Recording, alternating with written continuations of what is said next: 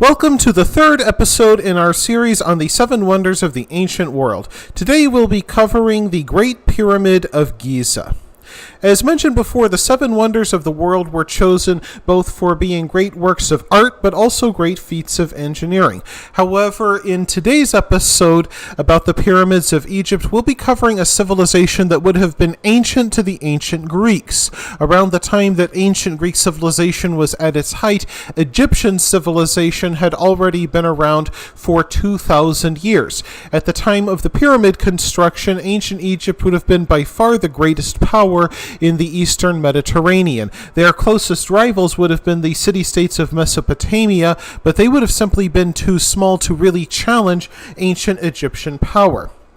The pyramids were built at a time when the old kingdom of ancient Egypt was rising to glory, both in military power and in economic power. Not only were its armies invading and conquering the lower Nile Valley, but they were also a center of trade for the eastern Mediterranean, which made the kings of ancient Egypt, whom we today call pharaohs, fabulously wealthy.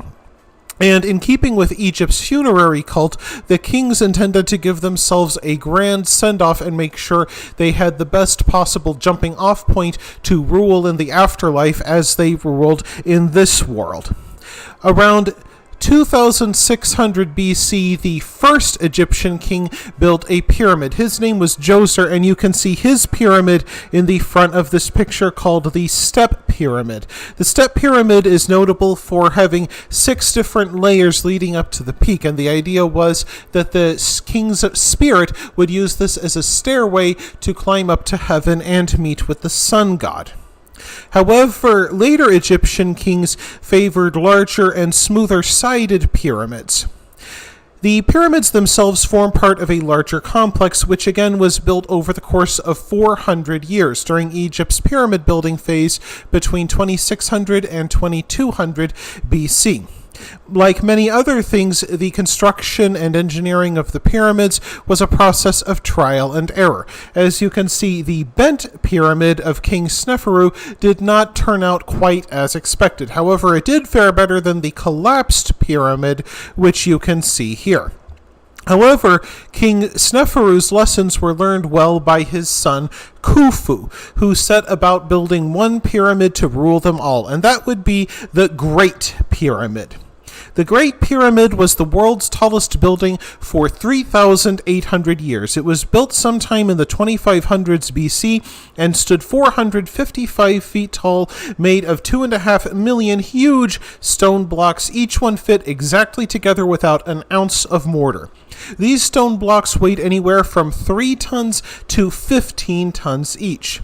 It was the tallest structure on Earth until the construction of the spire at Lincoln Cathedral in medieval England in 1300 AD.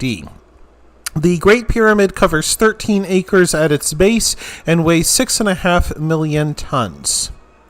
Now, how did Khufu build this amazing pyramid? Well, according to later Greek legend, the pyramids were built by armies of slave labor.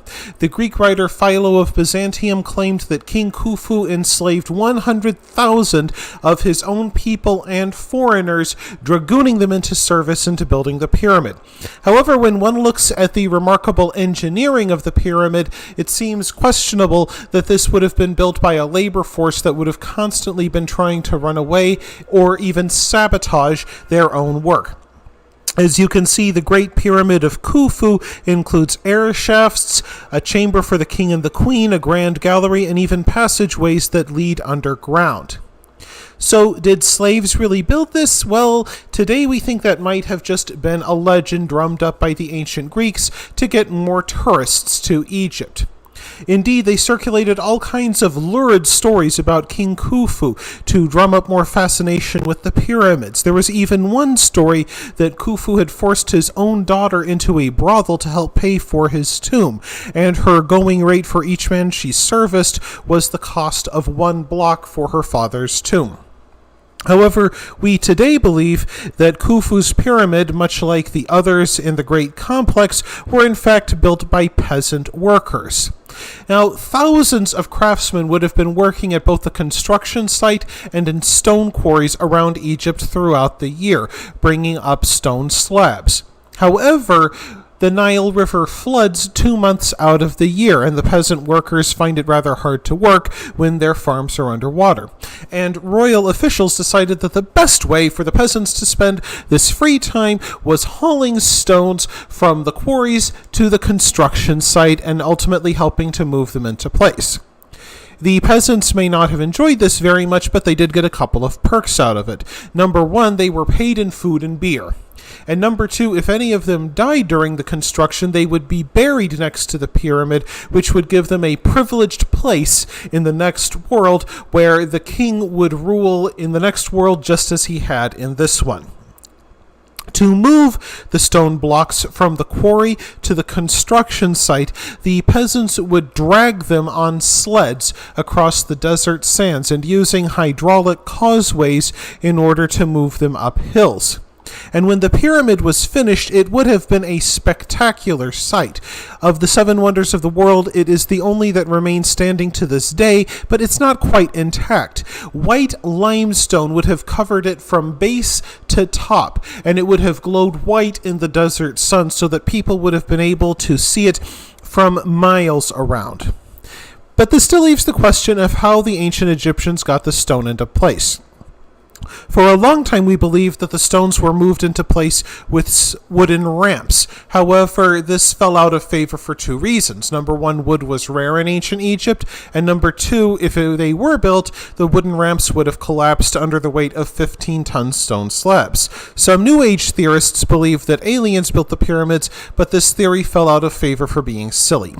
If you take a look at the bottom right picture, you'll see an ancient Egyptian tool called a shaduf, which is essentially a small wooden crane with a counterweight on one end and a rope and bucket on the other, which allowed workers to move water with a minimal of effort from the Nile River to their irrigation canals.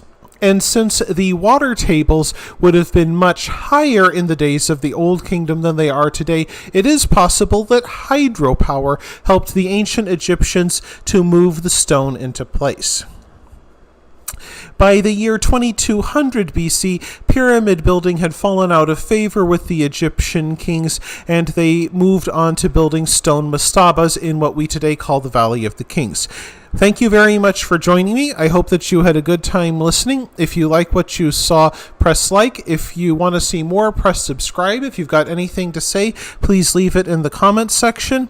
I'll see you next time, and thanks again for joining me.